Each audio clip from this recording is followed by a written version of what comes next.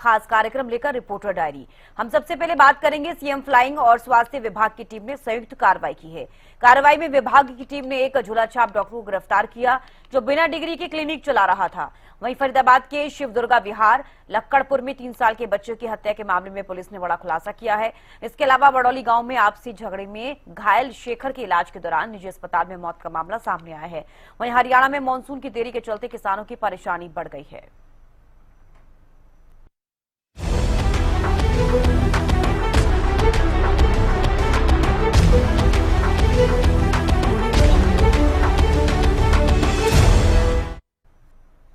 CM flying और स्वास्थ्य विभाग की टीम ने संयुक्त कार्रवाई करते हुए एक झूलाछाप डॉक्टर को गिरफ्तार किया है जो बिना डिग्री के क्लिनिक चला रहा था।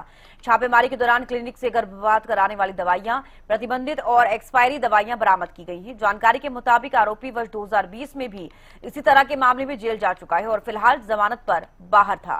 स्वास्थ्य विभाग की शिकायत पर उसके खिलाफ केस दर्ज कर लिया गया है। न्यू जनता कॉलोनी में मुस्कान क्लिनिक नाम से डॉक्टर पंकज गुप्ता अपने आप को बताकर एक क्लिनिक चला रहा था। वहाँ पे रेड की गई। रेड करने के बाद वहाँ पे गर्भ निरोधक दवाएं और जो दवाइयाँ एक्सपायर हो रही थी वो काफ़ी भारी मात्रा में बरामद की गई और आरोपी को मौके से पकड़ा गया, उसको थाने में लाया गया, उसके खिलाफ एक केस रजिस्टर किया गया। एमएनसी एक्ट और एमटीपी एक्ट और धोखाधड़ी का और किसी लाइसेंस के वो क्लिनिक इलीगल तरीके से चला रहा था। इस आरोपी के खिलाफ पहले भी 2020 में केस रजिस्टर हुआ था जिसमें बेल पर है और मुकदमा अंडर ट्रायल है। इतने सालों से देख रहे हैं हम ये दवाई, मतलब आयुर्वेदिक दवाई दे रहे हैं, कभी कोई दिक्कत नहीं आई, कोई परेशानी नहीं आई। नहीं, ये देखो ये बात तो हमने नहीं पूछी इनसे। हाँ, ये नहीं पता। जब आयुर्वेदिक दवाइयाँ दे रहे हैं तो उसमें डिग्री क्या जरूरत है। न्यू जनता कॉलोनी में मुस्कान नाम के क्लिनिक पे छापामारी की गई है। वहाँ पर जो संचालक था उसके पास आवश्यक चिकित्सकीय डिग्री नहीं है एवं वहाँ से 46 प्रतिबंधित एमटीपी की किट्स बरामद हुई हैं। इसके अलावा जो हाई एंटीबायोटिक होती हैं, उच्च श्रेणी की जो एंटीबायोटिक होती हैं वो नींद की दवाइयाँ, दर्द निवारक दवाइयाँ और एक्सपायरी दवाइयाँ भी बरामद की गई हैं।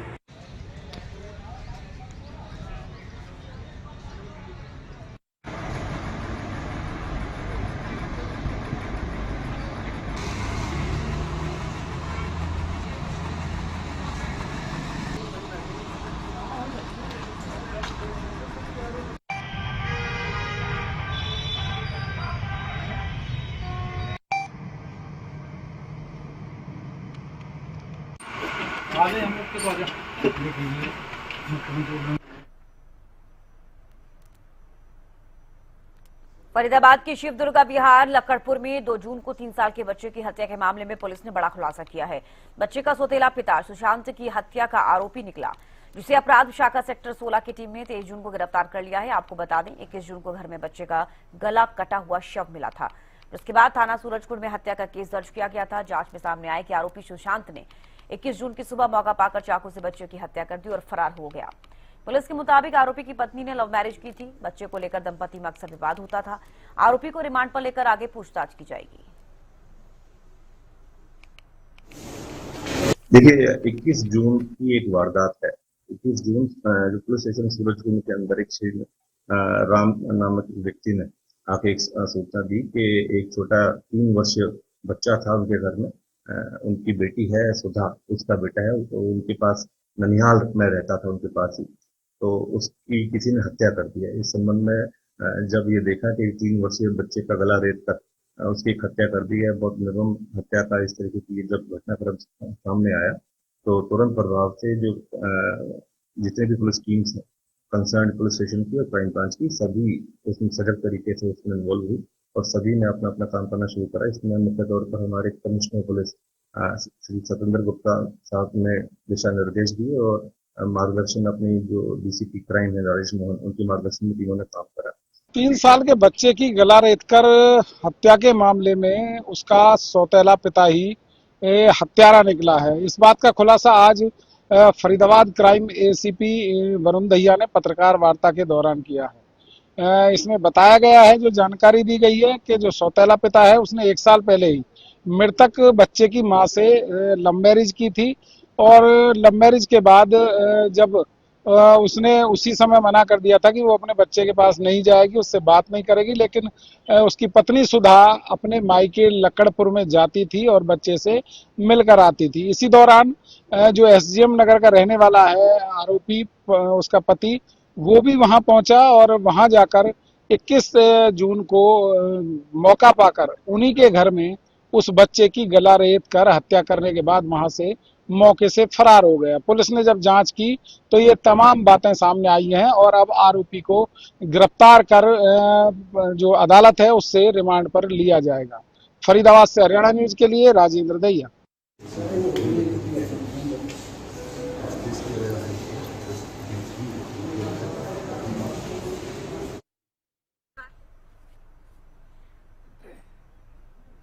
बड़ौली गांव में आपसी झगड़े में घायल शेखर की इलाज के दौरान निजी अस्पताल में मौत हो गई। बताया जा रहा है कि करीब 2 महीने पहले हुए विवाद में दोनों पक्षों के बीच गंडासे चले थे, जिसमें शेखर गंभीर रूप से घायल हुआ था। मृतक के परिजन शव लेकर सचिवालय पहुंचे और पुलिस पर कार्रवाई न करने का आरोप लगाया।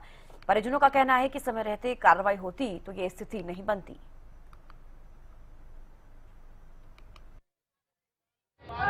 बड़ौली गांव के रहने वाले रमेश और उसके लड़के शेखर के साथ 2 महीने पहले मारपीट की घटना हुई थी।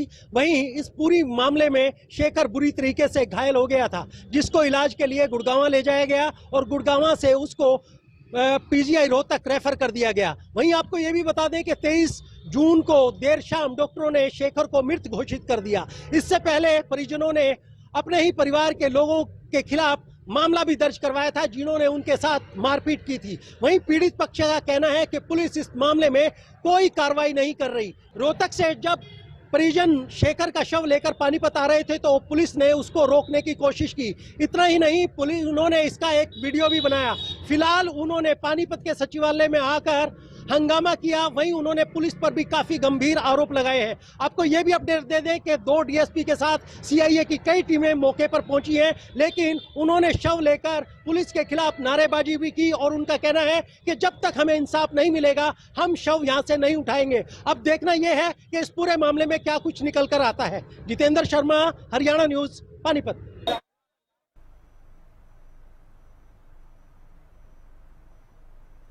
हरियाणा में मानसून की देरी के चलते किसानों की परेशानी बढ़ गई है। जून का महीना खत्म होने को है, लेकिन पानीपत समेत कई जिलों में बारिश नहीं हुई है। तेज गर्मी, सूखे जैसे हालात ने खेतों में खड़ी फसलों पर असर डालना शुरू कर दिया है। धान की रोपाई और खरीफ फसलों की बुवाई प्रभावित हो रही है। गन्ना, बाजरा और कपास जैसी फसलों के लिए भी बारिश न होने से संकट गहरा गया है। कई जगह बुआई के बाद बीज अंकुरित नहीं हो पा रहे हैं, जबकि कुछ फसलें पानी की कमी से सूखने लगी हैं। किसानों का कहना है कि बिजली कट और बारिश की कमी से सिंचाई करना मुश्किल हो गया है, जिससे लागत बढ़ रही है। अगर जल्द बारिश नहीं हुई तो खरीफ सीजन को भारी नुकसान हो सकता है।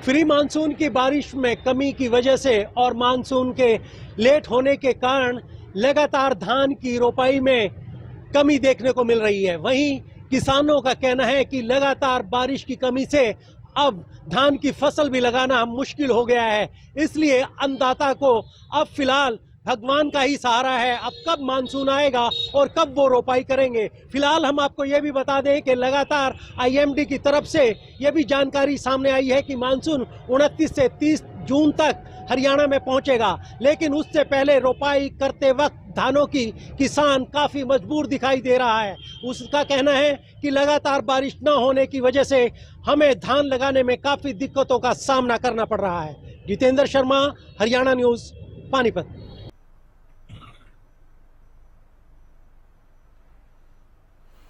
हरियाणा में पिछले 1-2 दिनों से लगातार मौसम में बदलाव देखने को मिल रहा है, तो वहीं अब अगले 3 दिन तक मौसम और भी परिवर्तनशील रहेगा। मौसम विभाग की तरफ से आज यानी कि 24 जून को राज्य के कई हिस्सों में तेज आंधी, गरज चमक और बिजली कड़कने का येलो अलर्ट जारी किया गया है। मौसम विभाग के अनुसार पंचकुला, अंबाला, यमुनानगर, कुरुक्षेत्र, कैथल, करनाल और जींद में 40 से 50 किलोमीटर प्रति घंटे की रफ्तार से तेज धूल भरी हवाएं चलने वाली हैं और गरज चमक के साथ हल्की बारिश की संभावना है। सिरसा, फतेहाबाद, हिसार और भिवानी जैसे पश्चिमी जिलों में मौसम मुख्य रूप से शुष्क रहेगा। हालांकि कुछ स्थानों पर आंशिक बादल छाए रह सकते हैं, लेकिन इस बीच 25 जून यानी कल से प्री मानसून एक्टिव होने की संभावना है।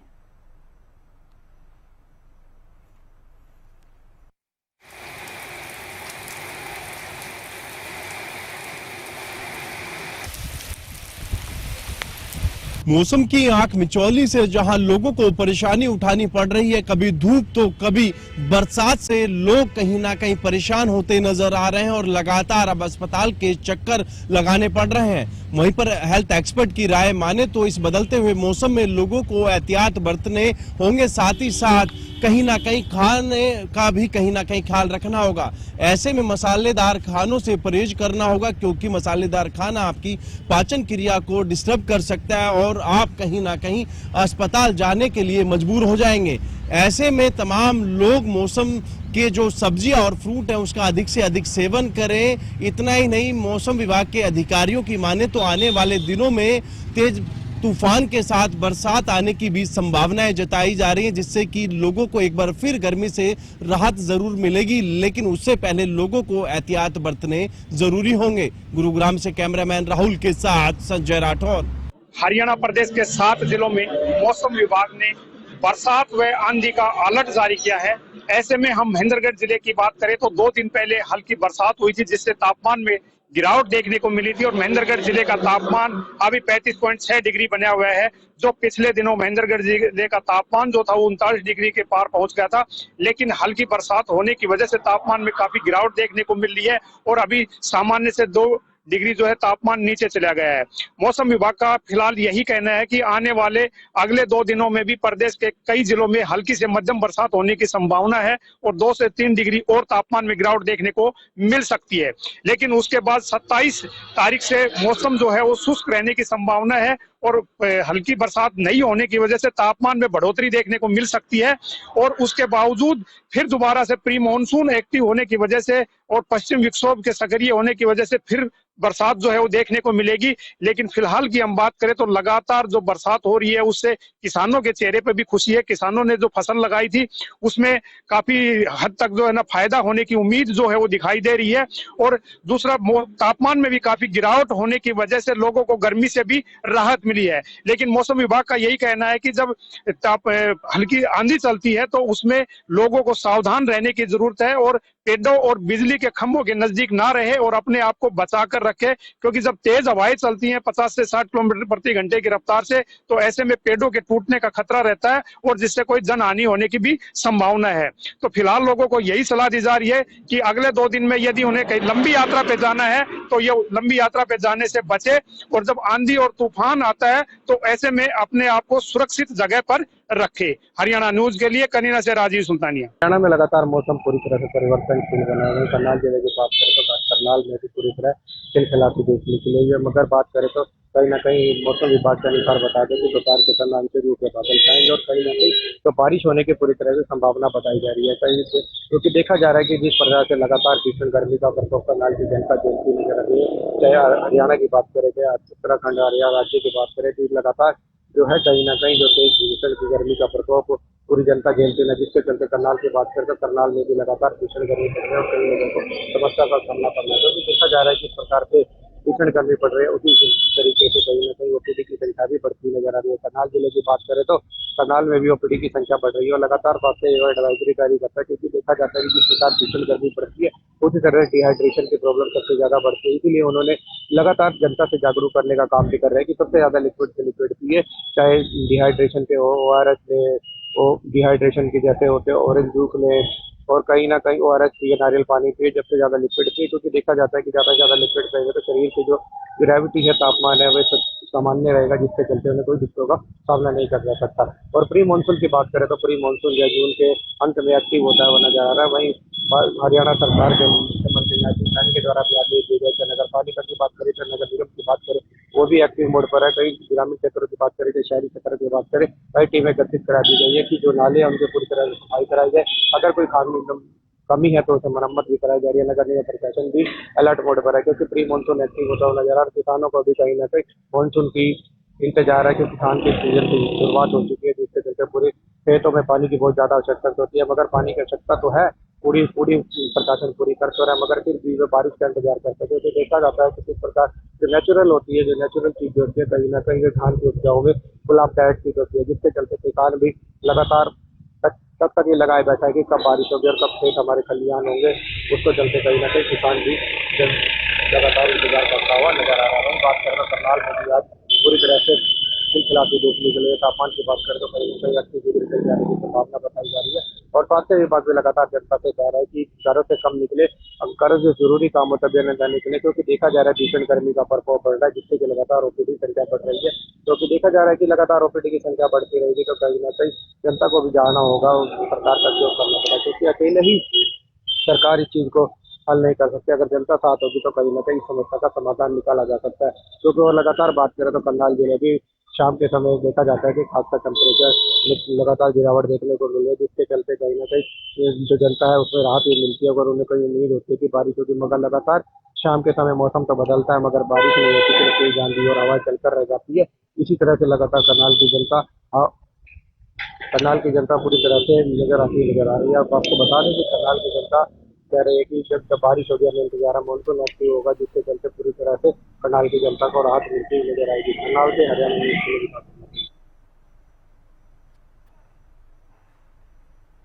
और इस बीच एक बड़ी खबर सामने आ रही है, रुक कर लेते हैं। बुजुर्ग महिला से मारपीट और दुष्कर्म का मामला नूंह से सामने आया है। पुलिस ने मुख्य आरोपी को गिरफ्तार कर लिया है। नूंह से इस वक्त की बड़ी खबर बता रहे हैं आपको। आरोपी को अदालत में पेश कर पुलिस रिमांड पर लिया। 2 युवकों पर महिला से मारपीट और दुष्कर्म का आरोप। नूंह से बड़ी खबर, बुजुर्ग महिला से मारपीट और दुष्कर्म का मामला सामने आया है। पुलिस ने मुख्य आरोपी को गिरफ्तार कर लिया है। तो आरोपी को अदालत में पेश कर पुलिस रिमांड पर लिया।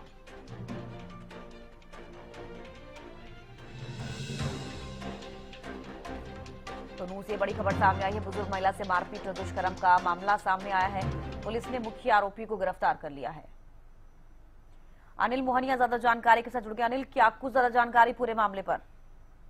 बिल्कुल, नूंह जिले के सदर थाना क्षेत्र का यह मामला है, जिसमें 70 वर्षीय एक महिला है जिसके साथ मारपीट कर कथित दुष्कर्म का मामला मुख्य रूप से सामने आया है, जिसमें पुलिस के द्वारा कार्रवाई करते हुए आरोपी को गिरफ्तार कर लिया है। आरोपी गिरफ्तार किया गया है, उसकी पहचान साहिल पुत्र काला के रूप में हुई है, साहिल उर्फ काला के रूप में हुई है। पुलिस ने अदालत में आज उन्हें पेश किया है और उसके साथ साथ उन्हें रिमांड पर लिया। अब गहन पूछताछ इनसे की जा रही है कि किस बात को लेकर जो महिला के साथ इन्होंने मारपीट की थी और उसके साथ उसके साथ दुष्कर्म किया था, इन सब बातों को लेकर गहनता से पूछताछ की जा रही है। चलिए, बेहद शुक्रिया अनिल, जुड़ने के लिए, तमाम जानकारी देने के लिए।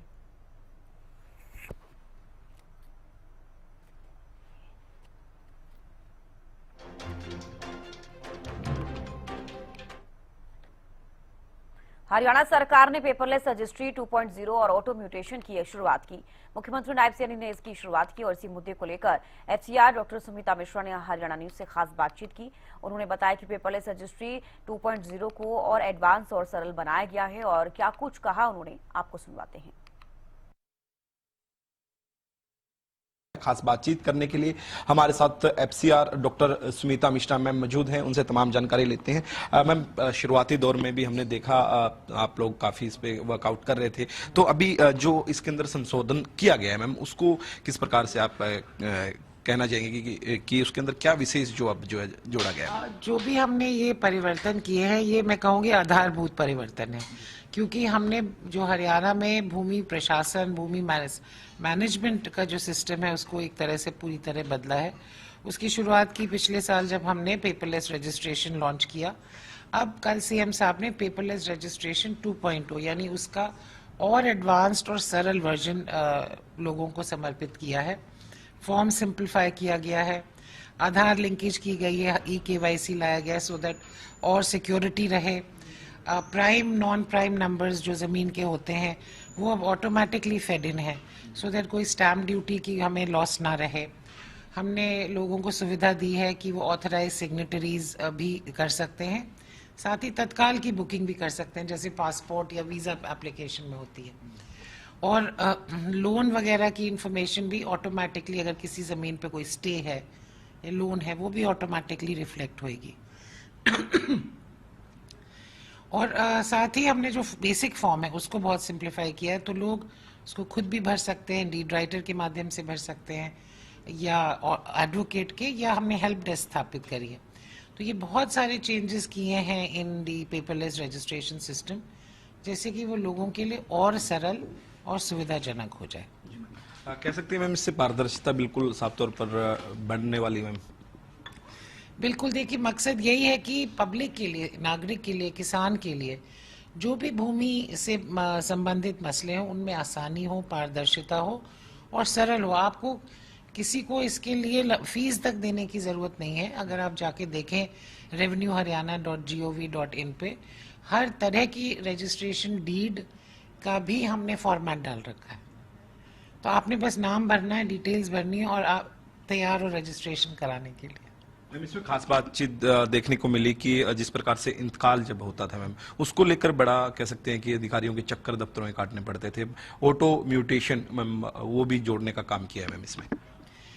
देखिए, ऑटो म्यूटेशन एक बहुत बड़ा और बहुत अहम परिवर्तन है। इस पे हम लगभग 6 महीने से काम कर रहे थे, क्योंकि हमें 3 अलग अलग डेटाबेसेस को इंटीग्रेट करना था। जो हमारा मौजूदा रेवेन्यू रिकॉर्ड है, जो हमारा रजिस्ट्रेशन का डेटाबेस है, और एक नया मॉड्यूल बनाना था म्यूटेशंस के लिए। तो अब पहले क्या था, आपने कराई अपनी रजिस्ट्री, फिर वो जाती, एक फर्द पटवार जाती है, एक आपके पास होती है कॉपी, आप फिर अप्लाई करते हो, फिर पटवारी उसकी एंट्री करता है, फिर वो जब मंजूर हो तब मंजूर हो। वो भी एक बहुत बड़ा प्रश्न होता था कि कब जाके वो मंजूर होएगी। ये सारा सिस्टम अब चेंज हो गया है। लैंड रजिस्ट्रेशन होते ही वो रजिस्ट्री में ही इंतकाल का नंबर जनरेट हो जाएगा, वो पुश हो जाएगा हमारे म्यूटेशंस मॉड्यूल में, और 24 घंटे के अंदर वो अपडेट हो जाएगा। आपकी चेंज ऑफ जो ओनरशिप है आपके पास, उसकी कॉपी आ जाएगी। आप उसको डाउनलोड कर सकते हैं, प्रिंट कर सकते हैं, देख सकते हैं। मैम, जिस प्रकार से अतिरिक्त कागज डाउनलोड करने हो, कई बार डॉक्यूमेंट्स करते हैं, उसको लेकर भी इसमें प्रावधान किया गया मैम? नहीं, वंस 24 घंटे के अंदर हम म्यूटेशन करके दे रहे हैं, फिर उसको आप जैसे मर्जी देखना चाहें, सेव करना चाहें। हाँ, रजिस्ट्री में हमने ज़रूर एक चीज़ और ऐड की है, QR कोड। क्योंकि जैसे जब कोई सेल होती है, लोग कहते हैं अपने कागज़ दिखाइए, वो कॉपी दे देते हैं। अब वो कॉपी में क्या कितनी सत्यता है नहीं है, फिर लोग उसको वेरीफाई करने में जुट जाते हैं। अब हर रजिस्ट्री में QR कोड होगा, आपने वो स्कैन करना, आपको पता चल जाएगा कि उस ज़मीन की किसकी ओनरशिप है, किसके नाम है, क्या स्टेटस है। तो ये सत्यापन भी ऑटोमेटिक एक तरह से नागरिक खुद कर सकता है। तो मैम कह सकते हैं कि इससे फायदा जो है आमजन को काफी होने वाला है। हमें तो पूरा विश्वास है कि फायदा होगा, और CM साहब की भी यही लक्ष्य था कि हम जो भी करें उसको सरल बनाए, पारदर्शी बनाए और नागरिक केंद्रित बनाए। मैम, इसको जिस प्रकार से पहले पेपर लेस रजिस्ट्री शुरुआत की, तो आपने खास बातचीत करते हुए बताया भी था जो जो दिक्कतें आ रही थी उनको सॉर्ट आउट भी करने का काम मैम किया। अब पायलट प्रोजेक्ट के तौर पे भी मैम इसको आपने पहले इम्प्लीमेंट करके देखा है? ऑटो म्यूटेशन, हाँ, ऑटो म्यूटेशन हमने पूरे प्रदेश में 13 तहसीलों में आराम तसल्ली से टेस्ट किया, चेक किया, और सिस्टम ऑलरेडी लाइव है पूरे प्रदेश में। तो पूरे प्रदेश में जो भी रजिस्ट्रीज अब हो रही हैं वो इसी प्रणाली के तहत ऑटो म्यूटेशन में हो रही हैं। धन्यवाद मैम। ये थे हमारे साथ FCR ma'am doctor Sumita Mishra, जिन्होंने तमाम जानकारी दी और उन्होंने बताया कि पारदर्शिता साफ तौर पर बढ़ेगी और आम जन को जो इसका सीधे तौर पर फायदा होगा। वीडियो जर्नलिस्ट जसवीर के साथ प्रदीप शोकंद, हरियाणा न्यूज, चंडीगढ़। रुकने छोटे से ब्रेक ले, जल्द लौटेंगे।